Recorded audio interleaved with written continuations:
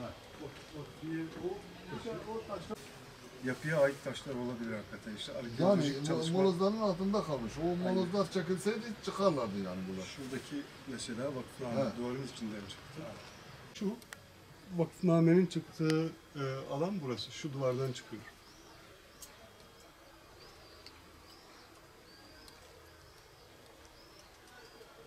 Kemer yani hacen olmuyor. Bu molozların altındadır. Bu molozlar Aynen. çekilmişler de. O apres değil midir? Yok abi yok. Parça halidir bak ya. Evet. Parça halidir. Aynen. Yani bunlar çeyrek taş diyorlar. Şu var mesela bak abi. Ha, çeyrek taşlardır işte. Bak şu kesimi de şeydir ha. Nahittir. Aynen. Şu da. Nerede de vakıfnamenin bazı parçaları elde edilecektir. Duvarın diğer tarafında da yine medresenin orijinal taşlarından kullanılan bazı bölümler var. Görüyorsun işte. Ve duvarın arkası yine muhteşem bir Belki mimari sonradan var. ek yapmışlar bu. Bu duvar Bölmüşler. başa kadar. Aynen o şekilde gidiyor zaten. Ha.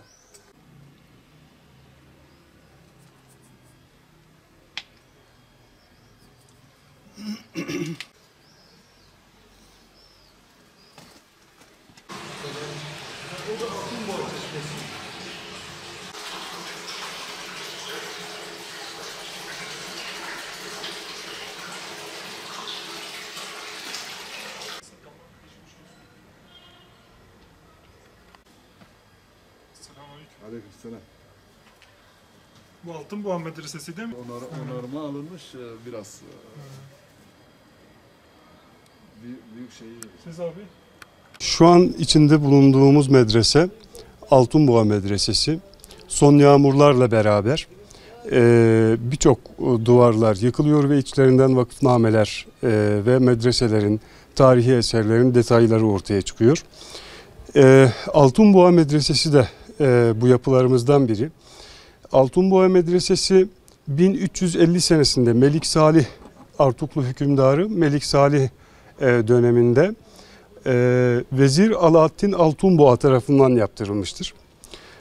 Vezir Altınboğa Mısır ve Şam valiliği de yaptıktan sonra Mardin'de vezirlik görevi yapıyor.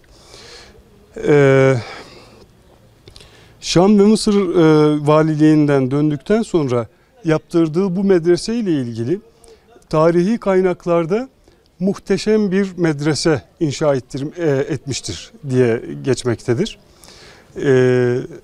1960'lı yıllarda arkeolog Ara Altun yaptığı arkeolojik incelemede yapının kalan parçalarından bu yapının Altınboğa Çeşmesi'nin önündeki avludan ibaret olmayıp çok daha geniş bir yapıyı işaret ettiğini ifade eder.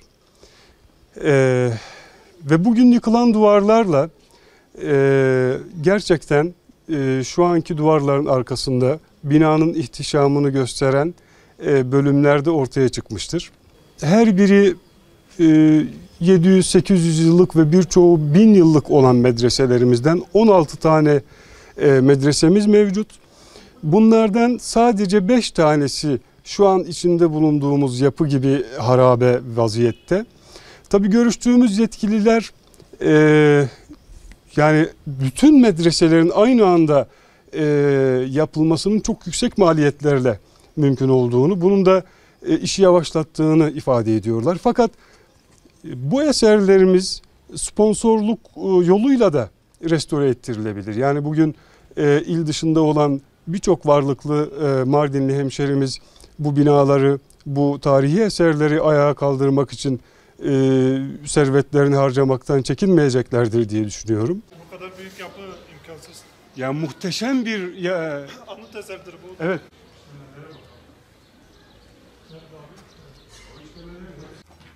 Yanında başka bir giriş daha var. Belki daha bir giriş var. Bu kemerdir. Evet, kemer. Bu kemerdir. Belki sağa daha iyi. Aynen.